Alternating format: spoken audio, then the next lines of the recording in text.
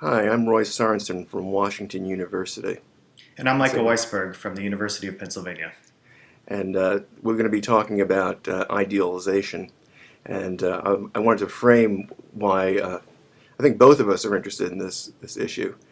Um, so the one way that idealization has been characterized, actually by Michael, is the intentional introduction of distortion into scientific theories. So you'll look at um, frictionless planes and how things are behaving in perfect vacuums and so forth. Now, the reason why this is interesting is that we both have sympathies to scientific realism. The scientific realism, it'll depend on how you, there's variations on how you specify it, but as a rough pass, the scientific realist says that the aim of science is to correctly describe reality. That's what they're trying to do. Maybe they don't succeed. Generally, the realists think they are pretty successful. Mm-hmm. At least they have some success. So that's the game, and that seems pretty commonsensical. Mm-hmm. They're opposed by instrumentalists who think that the, the point of science is just to predict and control the phenomena. Um, as long as you're able to know what's going to happen and do something about it, then pretty much that's where science ends. It might be nice if it turns out that it also gives you a correct description of reality, but that would be a side benefit or a bonus or something. It's not the aim of it. And why idealization is worrisome is that this is something that the scientific realists would seem to predict wouldn't happen. Because if the aim of science is to correctly describe how things are, then you wouldn't see them intentionally putting a distortion into their account. Um, So that I would certainly think this is a good way to think about it, and I would just add that the reason that idealization, and it seems like it's in tension with realism, but it's not as if we occasionally see scientists idealizing or distorting their theories, but rather the practice of theoretical science seems just absolutely run through with idealization in all parts. Perhaps some of the most fundamental physics might avoid this, but just about all of the science that makes contact with everyday things involves all kinds of approximations, distortions, leaving things out, and so forth. So it really looks like even for those who simultaneously want to endorse a realist picture but also want to be realistic about how science is actually progressing, we need to really reckon with this issue of idealization in natural science. yeah, that was my impression from reading the science textbooks that the examples I was taught on were generally ideal. They were made to be a little bit simple Mm-hmm. for the students, and that just accentuated a trend that was already there. And so it isn't like it's hard to find. Almost any textbook will be full of these idealizations in the problem section. And it's Uh, not just that it's put in the textbooks to teach to students. It's not, it's not just a matter of pedagogy. I mean, sometimes it's a matter of pedagogy, but it also, if you open the pages of the most difficult advanced mathematical journal, you'll find it there too. So this is from the beginning of one's training through the cutting edge of science. You see idealization everywhere. yeah. So unfortunately for us scientific realists, it looks like we have a crucial experiment here, Mm-hmm. where instrumentalism predicts that they are going to idealize because they'll do anything to get correct predictions. And get control. And it looks like we scientific realists are sitting here saying that they wouldn't do that. And indeed, it looks pretty disturbing in a way, because if they're trying to describe reality and they deliberately distort things, then it looks more like a lie. Mm-hmm. And I mean, maybe they're not literally lying, but it's uncomfortably close to that. Um, and so this is a kind of a bad embarrassment. And so I thought we'd hear from Michael about uh, hopes for extricating ourselves from this problem. All right. Well, I actually like the fact that you, Roy, have described it as possibly a lie. In fact, one of the earlier discussions of this in the philosophy of science literature was a book called "How the Laws of Physics Lie," written by Nancy Cartwright. And so she, she's not one to back away from the implications, and she really said, "Look, idealization's ubiquitous. Our theories, the theories that are the most idealized, are often the most successful ones. So science seems to be full of lies." So what I wanted to know in thinking about this issue was really why is it that we idealize, and in really trying to think about whether this would be a problem for realism, I think I thought it required a little bit of a further analysis about the different strategies that scientists actually employ in idealizing. So what I've tried to do is to distinguish between different modes of idealization. And there's really three modes of idealization that you find in the natural sciences. So the first one is what I, following Ernest McMullen, call Galilean idealization. Now, the Galilean idealizer says, in order to I'm really interested in representing some system in the world realistically. My ultimate goal is to make excellent predictions and to include in my theories as much as possible about the real system. But because of limitations that I currently have, either because there's data that's not available because of lack of the availability of data or lack of the ability to do certain experiments, I am going to idealize. So just to give a simple example, say that we're interested in calculating planetary motion. Then what we might do is say, well, ultimately what I'd like is the most accurate predictions that I can make that represents the situation exactly as it actually is. And furthermore, I know that the physics of planetary motion, let's say we're interested in the motion of the Earth going around the Sun, I know that what would affect the Earth going around the Sun is not just the system of the Earth and the Sun, but also the Moon and all of the other planets, and quite frankly, all of the other massive bodies in the universe.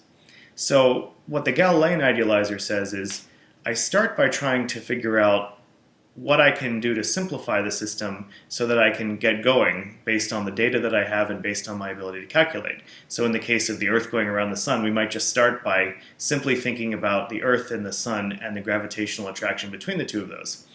And then once I've been able to make that calculation, I can start to add back detail. So I can start to add in the Moon, I can start to add in the other planets and so forth.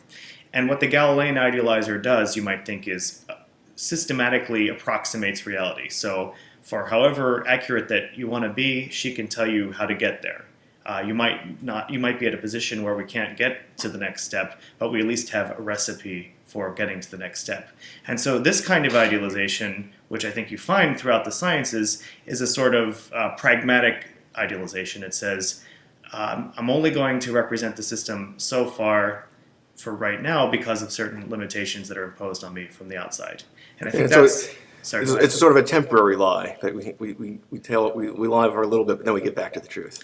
It's a temporary lie, and further, it's a temporary lie, but with truth in the background. So a true Galilean idealization says, I know what I can get away with, and I can even tell you exactly how much distortion that I've introduced into the system. So again, taking our example of calculating the motion of the Earth going around the Sun, we can probably estimate how much damage have we done by not taking into account the mass of the Moon or the mass of Mercury or the mass of Mars.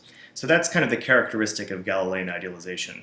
And I think especially in the physical sciences you see a lot of this, and you even see certain kinds of analyses aimed at telling you exactly what damage has been done by this sort of idealization. So if you like, this is a kind of idealization as systematic approximation. Right. And Galileo himself seems to be self-conscious about this. Sure, right. And McMullen took this term Galilean idealization by careful study of Galileo's works, where he, both in a kind of experimental setting and a theoretical setting, describes this process. Yeah. So it's interesting to have Galileo himself be sort of aware of an issue here, and then having really done so much of this methodology that later historians and philosophers of science could pull out. And it looks like it's going to be a complete and happy story here, because that seems eminently sensible. Sure. So we're just making this small little detour, and then we'll get back. And it's all in the service of getting to the truth. Right, and I think as we get further into our discussion, we discuss realism, we'll see that there's certainly the tension here is lessened somewhat. But I think it's good now to actually contrast this with another strategy that we see scientists engaging in. So while Galilean idealization sort of has in the background the idea that we really are aiming at the truth, the whole truth, nothing but the truth. We want, excuse me, the best predictions, the most accurate representations of the way that the world actually is. There's another mode of idealization that one sees in science. And this is a mode of idealization that's not temporary. This is a mode of idealization that says a certain kind of representation of the real world, and this kind of representation I call minimalist idealization.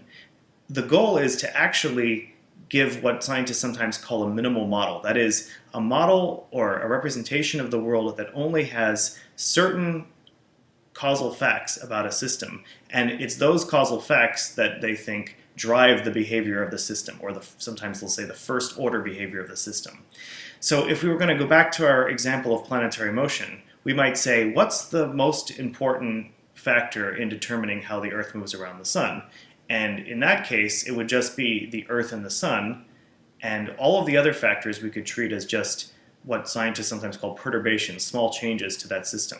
Another kind of example is in the study of things like magnetism or the formation of crystals.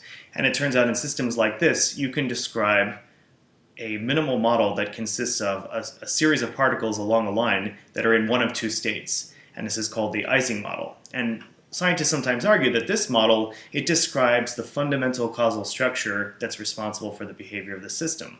Now, of course, they don't think that in a real crystal that's starting to grow, that this real crystal consists of particles in one dimension that have one of two states. Of course, these are molecules moving three-dimensionally in solution. It's a very complex system. But they create models that isolate just this one factor, and they say somehow this is the most fundamental cause in the system. Yeah, that really does sound terrible. But I mean, it sounds so surreal. It's amazing that could work. Yeah, to take a three-dimensional structure and say it only exists in one dimension, and it's even more outlandish than flatland. Exactly. Exactly, and I think what's really interesting is, again, you might have thought that this just proceeds in this Galilean way. We start with that, and then we add more detail. But the idea here is, no, we don't add more detail, because what we really care about is trying to isolate the fundamental behavior of the system. So, if we're talking about biology, let's say, we might be interested in the phenomenon of predation. And in that case, what we're interested in isolating is what's the fundamental fact? What are the fundamental causal facts that change the dynamics of two populations where one is the predator and one is the prey, or where one is the native species and one is the invasive species? And of course, in these cases, be they in chemistry, physics, biology, or whatever, the real system is going to be extremely complex with many, many properties. But the minimal modeler says, what I want to do is strip away as much of that as possible and get to the core issue. And then this core issue is my model, and there's no further making it more realistic. I stop here. This is what theorizing consists in. Yeah, it'd be kind of self-defeating to make it more realistic. Indeed. Throw in all these needless complexities and mess up the simplicity of the thing. Right. So now this is this Cartwright book I mentioned before, How the Laws of Physics Lay. When she's discussing these cases, she says the explanatory power and the truth are inversely proportional, by which she means you take one of these minimal models, you add detail, and all of a sudden you lose the explanatory power of the model. So if you try to take this model I'm mentioning about crystal growth and try to make it more realistic, all of a sudden we would no longer have a very explanatory model, even if it described the world more realistically. Wow, that's awfully painful. Could it get any worse? Could it get any worse? Well, yes. Perhaps it could get worse. So these two things, I think, are the kinds of idealization that most commonly get discussed in the philosophy of science literature. I should say that they're not always distinguished, and I think hopefully in our discussions today we can try to think about these as separate. But I think there's a third approach, less discussed than the first two, and it's what, for lack of a better term, I've called multiple models idealization. And here's the story here. The systems that multiple models idealizers look at are so complex that they think either of the first two strategies is not really viable. So say we're interested in something extremely complex like the weather over North America. This system is far too complex to ever think that by systematic approximations we could have the complete picture of all of the dynamics of the weather over North America. And although for some aspects of the weather over North America, we might think, well, we could find a minimal model where we just described the fundamental causal structure that's responsible for, let's say, the relationship between cloud cover and temperature. But if we were interested in the system as a whole, it doesn't look like the strategy of minimal modeling will be very successful. So what multiple models idealization says is what we do is countenance a whole bunch of different kinds of models that each capture some part of the system. These might be overlapping, they might not be overlapping, some of them might be distorted in one way, some of them might be distorted in another way. And then the idea is that we somehow, by treating them all together, we learn about the system as a whole. So it's a problem of trade-offs, right? You have so many desiderata, there's just no way that you can have it all. It's like trying to make up a perfect map. Exactly. So you're going to have to. So the thought is use many maps, and each map has its different strengths, and it's going to be significant if those maps converge on something. Mm-hmm. The metaphor that Bill Wimsatt, who's one of the philosophers who's written the most about this, uses there's many versions of this legend, but there's a Buddhist one and various others about the blind men and the elephant. The idea is the blind men are trying to understand what it is that they're touching when they're touching an elephant, and one's touching the tail and one's touching the legs and one's touching the trunk, and they all come up with different ideas about what it is, but only when they can piece together what they've learned about the elephant that they'll somehow get a sense cobbled together from all of these different pieces of what it looks like as a whole. And so that kind of piecemeal approach, of course, is actually something that we see in the modern practice of science, especially in dealing with complex systems, phenomena like the weather, like ecosystems, like cognition, and so forth. But it doesn't look like these respond both to different scope restrictions, so we're looking at different parts of the world, and as Roy, you mentioned, there are different trade-offs, different modeling desiderata that suggest that we look at one part of the world with greater focus or another, or we maybe sacrifice a certain amount of precision in our description so as to serve the goal of trying to have a more general representation. Yeah. So those are the three kinds of idealization. Yeah, and they just get worse and worse.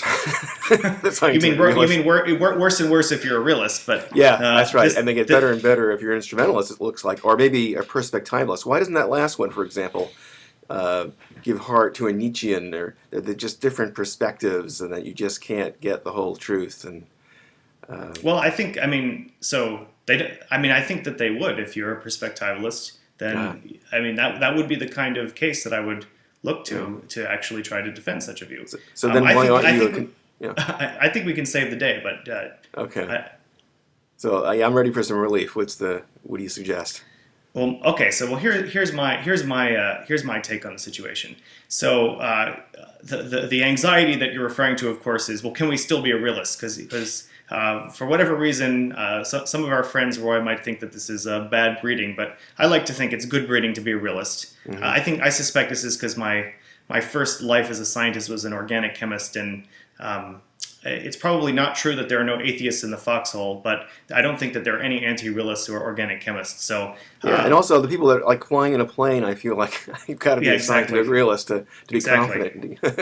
Right. So airline pilots, organic chemists, we're all realists. Yeah. And here's my take on it. So I think I want to offer a kind of three-part response. So to the person that says idealization suggests anti-realism, first I say, Galilean idealization certainly does not suggest anti-realism. It might suggest that science doesn't have a full grip on the world, but even in the way that we've formulated the position of Galilean idealization, it's clear that it's because we know something about the world, and because we're taking the complexity of the world seriously, we know that we're not always going to be in the position to have a full representation or to calculate all of the properties of the world completely. So I think that this is the kind of idealization that will fall by the wayside as science progresses, as we have more data, as we can make further calculations. So I really think if you thought realism meant that all of our theories today are completely correct, then I think this would be a problem. But that's a very naive form of realism that I don't know anyone that would defend. Certainly no scientist would defend it. So the first kind of idealization I don't think is a big problem for realism. Second kind of idealization, this is a bit more of a problem because we say, well, our models are distorted or at least overly simplified relative to real systems, and so hence they can't be veridical or they can't be truthful representations of the real system. But I think if we take a step back and think about it a little bit more, we say, well, what is the purpose of having a minimal model in the first place? Well, I think the purpose is to try to identify some underlying and deep causal structure, and one that's extremely general and ubiquitous. So the reason that we try to, for example, describe crystal growth or magnetism using a bunch of particles on a line is just so that we can actually unify a whole bunch of different phenomena that share this kind of common causal structure. So it's actually part of a larger strategy that involves actually searching for what's in common between many different many different systems in the world. So I take it that while we wouldn't want to take a realist attitude towards any model per se, where we thought that that model was a true description of how the system really behaves, we certainly can kind of take, if you like, some kind of meta-realist attitude where we say, we formulated this model because our goal is to actually search for the underlying causal structure common to these systems. So that would be the first two. And the third, I think, is the hardest, because if we think that the practice of studying complex phenomena is going to actually involve looking at different kinds of models that have different properties, some are going to be much more black box, they're not going to have a lot of causal details, some are going to be very, very specific to a particular phenomena, some are going to be quite general, it looks like we actually might, in some cases, have a problem for realism. So we might say that it turns out that the best way to predict the weather is to not actually have any causal detail, but just to do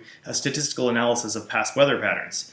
Well, that's not I just think we shouldn't take a realist attitude toward that model. So I would say that the realist looks at multiple models idealization and says we have to take things a little bit more case by case. So some aspects of multiple models idealization looks like piecewise approximations to reality. It looks like we can take a bunch of different models like the blind man and the elephant and try to understand what the world as a whole looks like by looking at a bunch of different models. And we wouldn't take a realist attitude towards any of those models in particular, but somehow towards the science that's created out of all of those models, that we might be able to take a realist attitude towards. And other times we might just say, no, the scientists in question weren't actually trying to tell us what the world is like. They were simply trying to make predictions, and we should have that attitude toward it. So again, I think at a slightly more meta level, we can be realists if we think that a goal of science is to tell us about the world. We might just have to recognize that that can only happen in certain kinds of cases, not by any individual representation, but maybe by what they share in common, or maybe by taking them together as a collective body. So that's how I think we can save the day, but this isn't, I would say, a philosophically tidy approach to saving realism. This really suggests that different kinds of idealization require different kinds of defenses of realism. And the third might not have much of a defense of realism at all. So the basic, it's a pluralist approach, divide and conquer, sort of get these different species of idealizations characterized, and then sophisticate your realism to accommodate to these differences, and put the emphasis on these representative ideals, which have a good realist feel about them. And or at least that's your basic strategy. Some of them certainly would have a realist feel, and then we just have to be honest when they don't. But yes, the sort of I would say a limited pluralism. This is my preferred approach to this issue. Yeah. Yeah, I remember reading your paper and being very impressed by this, and then, but still wondering whether we could get more unity. So I thought maybe one of the things we talk about tonight is this other thought about it. Excellent. This may be compatible with your views, but so this is partly the philosopher of language looking at these things. Mm-hmm. And for a philosopher of language, there's a big difference between asserting something and supposing it. Like when we do a reductio ad absurdum, we suppose something. We assume it not because we're asserting it, but we're just going to derive a contradiction from that, and then we'll infer the negation of it. Or another way we use supposition from logic class is we'll use conditional proof. This is something we do every day too, I think. You make an assumption, you derive a consequence from it, and then so you assume P, you derive Q, and then you infer a conditional if P, then Q. And there you thereby discharge the assumption. So what's interesting in suppositional proofs, you don't really assert the premise. You just suppose it. And nevertheless, you get a conclusion that you will assert. So in the case of a reductio, you assert the opposite of what you start out with, the assumption. In the case of a conditional proof, you get a conditional. You don't. So the assumption gets embedded as the antecedent of a conditional. So the thought was that you're not really with the scientific realist. He likes math, and he will use as much of logic as classical logic affords, which does afford this. So he's entitled to this speech act of supposition. He can use other proofs where he asserts his premises, but he's got this kind of asset. So if we think that what's going on in idealization is at least partly a supposition and not an assertion, then we can explain why the realist can be indifferent to the truth. When he's just supposing something, then he's not committing himself to the truth. In reductio, you're kind of hoping to prove the opposite of it. And in a conditional proof, you may not think that the antecedent is correct. Right. So let me see if I understand just to try to apply to one of the examples I was discussing. So say that I say that my model says that crystal growth happens in one dimension, and it happens with particles in one dimension that are all identical in one of two states. Then the Sorensen approach is that, well, we're not.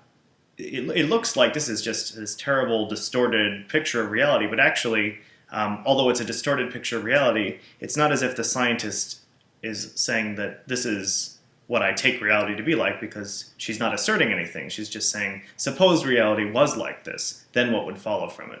Yeah. Do I understand this correctly? You got it. That's Okay. correct. And one of the things that's nice about talking with you, you always got a good example. Well, thanks. Now you might then, okay, Mr. or Mrs. Realist, you've got your conditional. Why would that conditional be interesting, though? We can develop, conditionals from flatland or from other fantasies, and the scientist doesn't heed those. So Right. why would they heed this one? So why does it have a grip on us? Is what we're, as opposed to any old condition, any old supposition that we could make. Yeah. Okay. So the thought is, well, if you have coupled with the conditional kind of an application condition, so it's easiest to see with Galileo. So suppose I have if P then Q, and I don't really have P, but I've got something pretty darn close to P. So it's the argument would look sort of like if P then Q, P sort of, therefore Q, or pretty close to Q, something like that. So you got not quite a deductive argument anymore. What you have is someone who is appealing, say, to the verisimilitude that although that conditional, the antecedent part of it isn't true, it's close to the truth. And here, getting close enough, that's okay. So that the small difference won't make a difference. Now that's an empirical assumption. One of the things that we discover is counterintuitively what appears to be insignificant can sometimes be significant. One of the things that's surprising, for example, is scale models. Often you can go and, so for instance, if you're trying to figure out how shadows would be cast in New York City, what they'll do is they'll just have the building hypothetically made out of cheap materials, and they'll have the lamp, and they'll figure out the shadow from the scale model. Right. And that works well for shadows. I mean, you can do that. But if you have organisms, for example, Mm-hmm. then the scale makes a very big difference. Sure. Interestingly, Galileo was the first to point this out. That this is because these relationships aren't linear; they're these geometrical relationships, Mm-hmm. and they so it makes a big difference as you. So, for example, if you when you're watching these sci-fi movies, like The Incredible Shrinking Man, or these giant women or something. If you were a giant woman, then you'd just sort of fall over and die because your heart couldn't pump enough blood to your Mm-hmm. head. Mm-hmm. If you were a very small man, then you wouldn't be able to stay warm enough. You couldn't eat enough to stay warm, and you would die quickly. Mm-hmm. So there, it looks like that application assumption wouldn't work, and then you'd have to find out. You'd have to. You know. But anyway, that's partly that's an empirical thing. So with the thought is with you have this supposition. Um, you can it's not lying because to lie you have to assert things. Mm-hmm. So asserting is you're expressing your belief in it, your belief that Mm-hmm. it's true, and then people will get upset if it turns out you didn't have that belief, um, and rightly so. But if you're supposing, then it would just be a confusion to think that this person is lying or doing something deceitful. Right. It's perfectly um, neutral kind of action, and it is an action. Supposing belief is involuntary. Mm-hmm. Supposing you can choose to do, and you can have reasons to do it. You can do it because it's going to be successful. Mm-hmm. Well, Belief you can't do. Yeah. I was going to actually ask you about this. So it seems that one question I would have just in thinking through this, both on the more general level and as applied to this case, is it seems in assertion there's an obvious norm of assertion, which is if you want to assert well, then you try to assert truthfully. Yeah. So what's the norm of supposing? And it sounds like you may be getting to this. Is it that it's having some kind of success? Yeah, it will. Do it pays. Mm-hmm. So there's Grice, H.P. Grice, developed these rules of conversation, Mm-hmm. and he said that one of the maxims, and he was thinking about assertion really, but for the most part, is to call it the maxim of quality. Say what's true, Mm-hmm. and so that would follow. You should only sort of say what you know or assert what you know. And he has the maximum quantity. Say only, you know, say as much as is necessary, but no more than that. Um, they have a maximum relevance and manner, relation and manner, I should say. So you have to speak clearly and be orderly. Mm-hmm. So all the maxims that apply to assertion also apply to supposition, except the maxim of quality. And instead you have some other more pragmatic condition. So if it turns out that, like in logic class, that one person has supposed one thing and another person supposed something different, then they don't really disagree on anything yet. It's different. Right. So they're free to. It's just like they'd come to if they leave their dormitories and they take different paths to the class. That doesn't show there's any disagreement. That just Mm-hmm. it was more efficient for one to do it this way than the other way. So and so belief is different. I mean, your belief is kind of there's this pressure to converge. Everybody has the same belief, and if we find out if I believe P and you believe not P, then we try to straighten it out. One of us has got to be wrong. If I'm supposing P and you're supposing not P, well, that could be just fine. I remember there was an economist who would just have tutorials, and he would just have two students, and he would just assign one. You assume P and try to drive a contradiction, and then he would tell the other student, you assume not P and try to drive a contradiction. And then if they fail, then he'd have them switch. So so this is going to. The thought is this is a resource. So what we'll do is we analyze idealization as being unified by this speech act and this mental attitude of supposition instead of assertion, and then tame the anomalies in this fashion. Mm-hmm. So we've already kind of touched a bit on how we might do it for Galilean Mm-hmm. idealization, and what's going to make it easy here is just the application conditions. Right. Seeing the point of coming up with the conditional. Mm-hmm.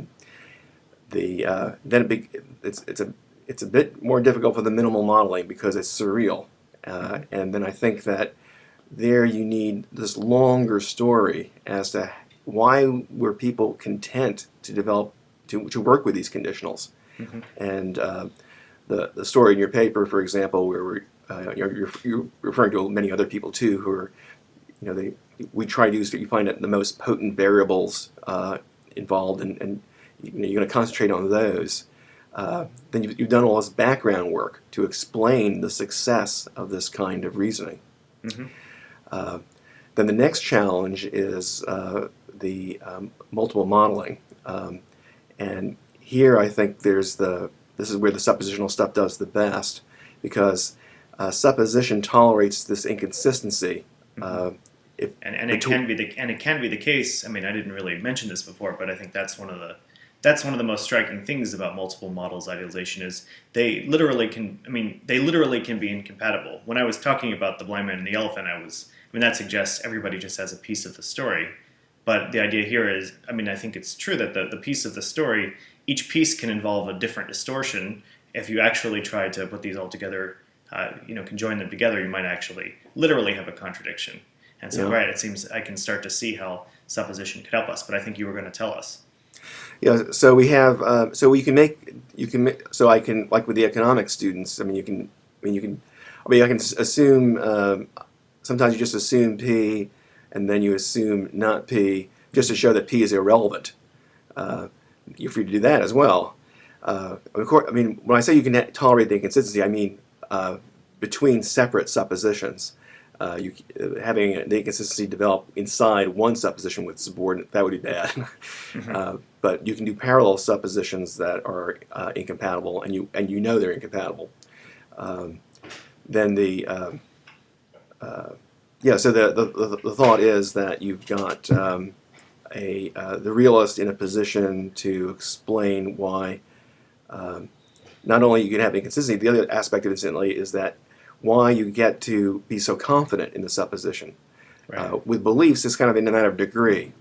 And you take a little bit of a risk each time you have a belief, and if you have many beliefs, you're kind of sure to get something wrong. Mm-hmm.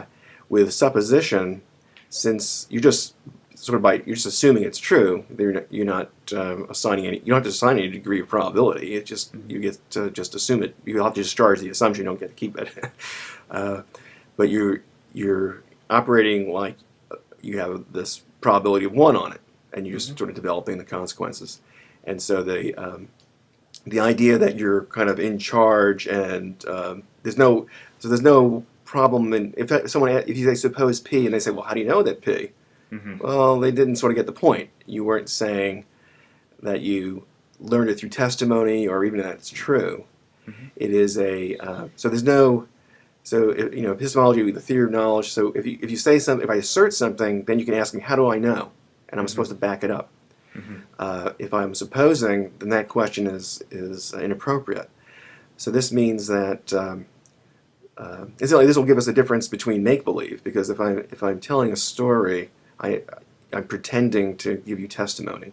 Right. And I'll tell you, well, in the story, I'll try to explain how I witnessed it, or I heard it from someone else, or in other words, I feign compliance with this maxim of quality, Mm-hmm. to tell the truth and only say what you know. If you're supposing, then you don't incur those obligations. You just sort of help yourself to that. These as a further benefit, incidentally, I wanted to one of the bits of unhappiness I have is with these storytelling models, which are actually of ideal. There are accounts of idealization which make it out to be a kind of make believe. They're influenced by Kendall Walton, Mm-hmm. and their thought is, and it does sort of look like make believe sometimes as you watch the scientists operate. But one of the things that's interesting about make believe is that people who are autistic are very poor at make believe, or they're either poor or they don't like doing it, but it's sort of noted. So so I'm talking about people who are high end on they're very functional. Right. So these are people who are often excellent engineers and mathematicians and physicists. Um, the and the thought is that one of the things you have to be to do the math or to do really any reasoning, but especially in math or engineering, you have to be able to do suppositional reasoning. Mm-hmm. So this is a propositional attitude that they have access to, and that we might expect them to be good at. When I was learning logic, for example, I would try to think that way. I sort of that I didn't. I had to kind of suppress natural empathic kinds of reasoning, Right. or normal, not treat it as like a conversation or something. Mm-hmm. Be very strict about it, Mm-hmm. and be very systematic. Mm-hmm. And so, just as I've heard some people have autistic tendencies sort of hack into the social world by being very polite or learning what the rules are, Mm-hmm. I was trying to hack into the autistic perspective and be very literal. That's the other Mm-hmm. advantage of supposition. There's no metaphor. Mm-hmm. People who uh, the the autistic aren't the only people. A number of people have pragmatic deficiencies. The pragmatic aspect of language is difficult for them, so they have Right. trouble with metaphor and proverbs and idioms. Mm-hmm. They don't like this kind of illogical aspect of ordinary speech. Well, Supposition doesn't impose any of this. so let me ask you. So I see how if we treat idealization as suppositional, how it insulates us from certain kinds of anti-realist worries. But let me sort of ask you about the flip side. It seems as if we treat idealization as a kind of supposition, then it becomes harder to explain how when we do have a successful model or a successful theory of some sort that involves a supposition, how it is that we can say that this is successful. So how is it that that can make contact with the world if it's sitting inside a supposition? So maybe you can help Yeah. me see that. Well, I think on its own, if you just have just derived your conditional, you haven't done that. Mm-hmm. You have to have another premise about application conditions. Okay. Something to the effect that the numbers involved are very small discrepancies. It's almost perfectly smooth, this plane. It's close enough to being frictionless. Mm-hmm. You have to, or if you're doing some stuff with scale models, that the scale doesn't matter. Mm-hmm. Or you're going to need something very much more substantive, I think, in the case of minimal modeling, because it's pretty it's shocking that these things work. Mm-hmm. You have to do careful filtering for the most good, and they'll find counterintuitive things that are the potent predictors of what's going to happen, or the causally efficacious things.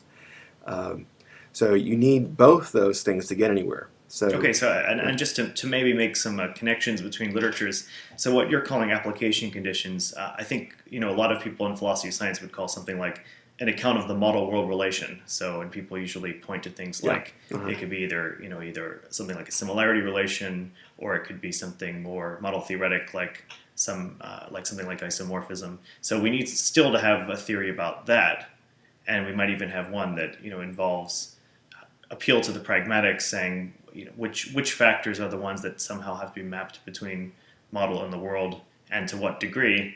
And then the idea of supposition is that licenses this and says that we're not going to get into trouble by assertion of distortion.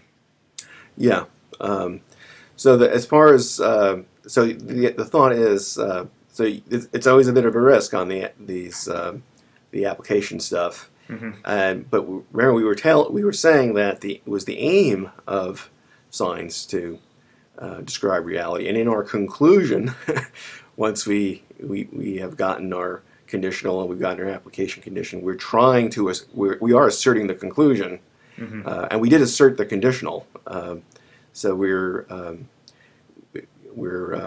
doing a fairly straightforward kind of argument. Mm-hmm. Right. So, is this something that you? Am I prepared right here to endorse Yes, this you're analysis? the Weisberg. Well, this is rather new to me. I think it's really interesting. Let me just thinking through it a little bit. I think maybe that the suppositional approach really has a kind of even wider resources because one of the things that there's been this interest lately in the philosophy of science side of things about talking about the practice of modeling or of model-based science as this distinctive kind of activity which involves the kind of construction and analysis of a model and then the comparison of the model to the world as these at least conceptually separable steps. So, in the very dramatic cases, we build a physical model, like the Army Corps of Engineers built a physical model of the San Francisco Bay. You study the properties of that model to then understand the properties of the system. So one of the things that's very interesting about thinking in terms of supposition is we can think of, especially in when we don't actually have something physical, like in mathematical modeling or computational modeling, we can actually think of these as suppositional acts as opposed to assertive acts. Whereas you might think a more traditional picture of science says that what the theorist is trying to do is assert true things about the world. So when Darwin's talking about island biogeography, he's not supposing things. He's really just telling you like it is and trying to abstract a little bit and give you a systematic theory. But on the other hand, in this practice of modeling, sometimes there's just the investigation of the model. So it's almost a pure supposition. We say, well, what would a system be like if it had these properties, and these properties we might even know are counterfactual. So one thing that's interesting to me about supposition is it not only perhaps helps with these issues about realism, but it might even have broader implications for the literature about modeling. So I'm as with many things, I need to think about it some more. But you can sign me up as a fellow traveler, I think. So there's this other thing we might try to do. So we started our discussion with the menace that is posed by idealization and The trying menace, to. I like that. Yes. And so insofar I'm offering the supposition stuff to kind of knock down the threat or try to undermine the threat. Mm-hmm. But that doesn't exhaust our interest in idealization. Certainly. Part is you're trying to. One of the things we try to do is to figure out how to demarcate idealization from other activities. Mm-hmm. Does it differ from modeling? I've written on thought experiments, and not all. Some thought experiments do not involve idealization. Right. J.L. Exactly. Austin would do, thought Exactly. experiments. I would say that I think. Well, I would think all modeling does not involve idealization. I don't think that modeling and idealization are equivalent. And it does look like modeling, in my sense, may always involve supposition. But so, do you think thought experiments always involve supposition? Yeah, I think the thought experiments always do. Mm-hmm. In the way I formalized thought experiments, I have there's a there's a part where I kind of regiment how the logical structure of it, and I have a supposition in there. Mm-hmm. Since I also think that, for example, J.L. Austin he was suspicious of far out scenarios, and so he was very careful to give you a realistic scenario, Mm-hmm. one that someone teaching at Oxford could walk into, and so this made his thought experiments, although they were effective, but they were very sort of near to the ordinary world, Right. and Right. were a little bit, um, but by the consistency with which he would choose this mode of his hypotheticals, Mm-hmm. he was suggesting he was suspicious of the other sorts.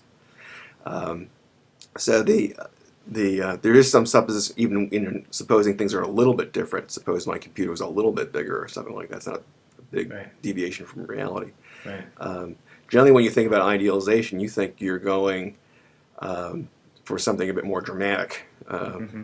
And so if you're trying to figure out what is idealization as opposed to thought experiment, if you just have suppositions, you don't have enough to get the difference.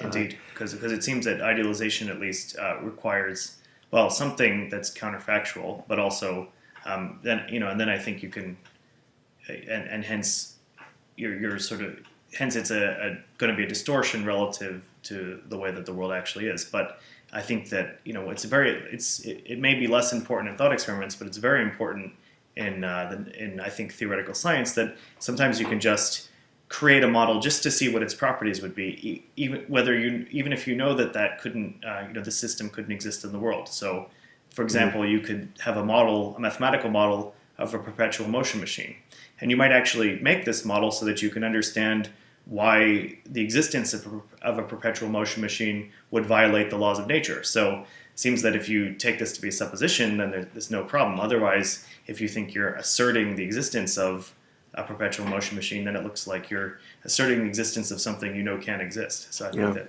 it's a useful way to think about such a case. Yeah, I should mention that there is one limiting case where I don't think you wouldn't need any kind of application conditions. Okay. So if you had a reductio ad absurdum, Mm-hmm. I mean, if it was a strict reductio ad absurdum, Mm-hmm. then it doesn't matter. Well, if you derive the contradiction, then if it was a logical contradiction, then that would be enough. Right. I think that occasionally that does happen. You'll get something that's actually a logical impossibility, and you'll have someone use a supposition to show that. Mm-hmm. Much more common is conditional proof, and we tend to overestimate how frequently we're getting this reductio ad absurdum because we confuse it with another inference pattern called modus tollens. So modus tollens says, if P, then Q, not Q, therefore not P. So that's just a direct proof. And so in other words, you tend to call those reductios if like the Q is like really strange or, but that's different from being logically impossible. So Right. I mean, I might be able to show that if something was the case, then I'd be a fried egg. It's ridiculous that I'm certainly not a fried egg. Therefore, for whatever implies I'm a fried egg is mistaken. But that's not really reductio, and Right. you Right. still And need something about. And it looks like this case, like about perpetual motion, that would be just a very sophisticated version of the Roy Sorensen is not a fried egg kind of case. Yeah. So you'd be really restricting yourself to you have to run the reductio without assuming any law of nature. Right. I mean, this does happen. We do make logical errors, and scientists are like the rest of us. They'll sometimes make a logical error, but that's a rare case. So the typical thing, you need application conditions. So let me just sort of starting to wrap this up. Let me just kind of go back to the question of does the suppositional approach give us some kind of a unification? So maybe I'll tell you my take, and then maybe we can close with yours. So it seems to me that what it does do is it would let us sort of put the brakes on the anti-realist for all three cases of idealization, or all three types of idealization, in the same way. So we could say that we don't really need to worry about the incompatibility of idealization and realism, because in all of these cases we're not actually asserting distortions, or falsehoods. We're actually just presupposing them for the sake of doing science. So in that sense, it does seem that it gives us some kind of a unification. Where I would resist, and I don't know whether this is what you intended or not, is that it doesn't, I think, really unify the three kinds of idealization. So even to say that all three kinds of idealization employ presupposition, it still seems like they differ in very important ways. Maybe what thinking about them in terms of presupposition does is it locates the disagreement in something like the pragmatics that those presuppositions actually have to, I don't know what the right word is, live up to in order to be considered good idealizations. But it doesn't seem like it gives us a common analysis of the three, except for insofar as we're responding to the anti-realist. So how do you see it?